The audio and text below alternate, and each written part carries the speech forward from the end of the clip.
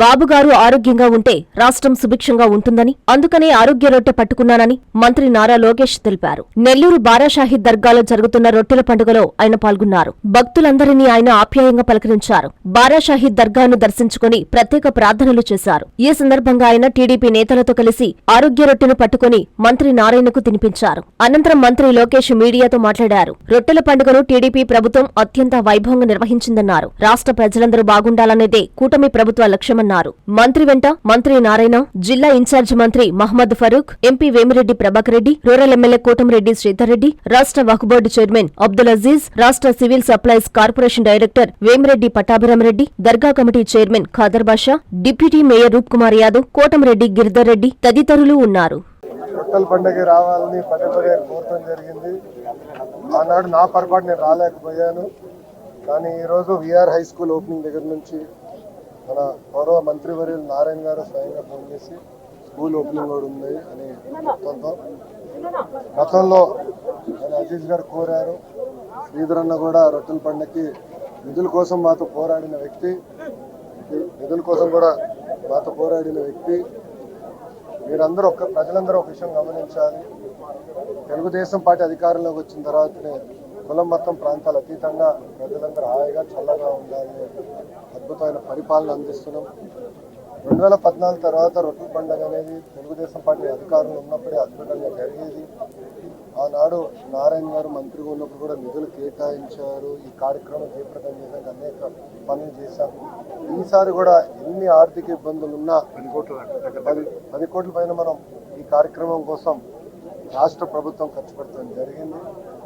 తెలుగుదేశం కానివ్వండి, కూటమి ప్రభుత్వం ఆలోచన ఒకటే, తెలుగోళ్ళు ఎక్కడున్నా హాయిగా చల్లగా ఉండాలి, దేవుడు వాళ్ళు ఆరోగ్యంగా చూసుకోవాలనే లక్ష్యంతో అందరం ప్రార్థిస్తూ ఉంటాం. ఈరోజు రొట్టెల పండుగలో చాలా చర్చించాం, ఏ రొట్టె తీసుకోవాలి కానీ చర్చించాం. నేను బలంగా నమ్మేది బాబు గారు ఆరోగ్యంగా ఉంటే రాష్ట్రం సుభిక్షంగా ఉంటుంది, రాష్ట్రం బాగుంటుందని బలంగా నమ్మేది. అందుకే ఆరోగ్య రొట్టె తీసుకుంటాం జరిగింది. ప్రజల ఆశీస్సులు ఎప్పుడు కూటమి ప్రభుత్వానికి ఉండాలా. ఏ బాధ్యత అయితే మమ్మల్ని గెలిపించారో ఆ బాధ్యతతోనే మేము పనిచేస్తాం. ఇచ్చిన ప్రతి మాట నిలబెట్టుకుంటాం. అహర్నిశలు ప్రజల కోసం పనిచేస్తాం. దాదాపు 50% మంది మొదటిసారి ఎమ్మెల్యేలు అయిన ఉన్నారు. 17 నుంచి 17 మంత్రులు ఫస్ట్ టైం మంత్రులు కూడా ఉన్నారు. ఒక కసితో, ఒక పట్టుదలతో పనిచేయాలని తపంతో మేమందరం ఉన్నాం.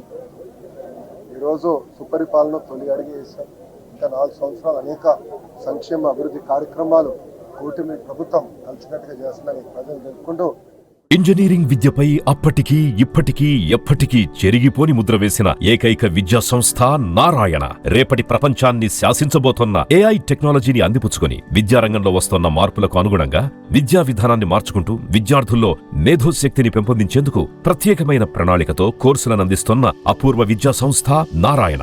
నాక్ మరియు NBA గుర్తింపు పొంది 27 సంవత్సరాల అనుభవంతో అత్యున్నత ప్రమాణాలతో ఇంజనీరింగ్ విద్యకు సరికొత్త దశ దిశ చూపుతున్నాయి నారాయణ ఇంజనీరింగ్ కళాశాలలు. అండర్ గ్రాడ్యుయేషన్ మరియు పోస్ట్ గ్రాడ్యుయేషన్ కోర్సులను అటానమస్ కరికులం ఆధారంగా అందిస్తూ 2024-25 విద్యా సంవత్సరంలో 50కి పైగా MNC కంపెనీలలో 600కు పైగా ఉద్యోగ అవకాశాలు పొంది మరియు వాటిలో అత్యధిక ప్యాకేజ్ 12 lakhs per annum సాధించిన ఘనత నారాయణదే. AICTE ద్వారా గుర్తింపు పొందిన idea labs, drones, 3D printer, Juniper network centre of excellence, robotics, IoT centre of excellence ల్యాబ్లు కలవు. అడ్మిషన్లకై సంప్రదించండి.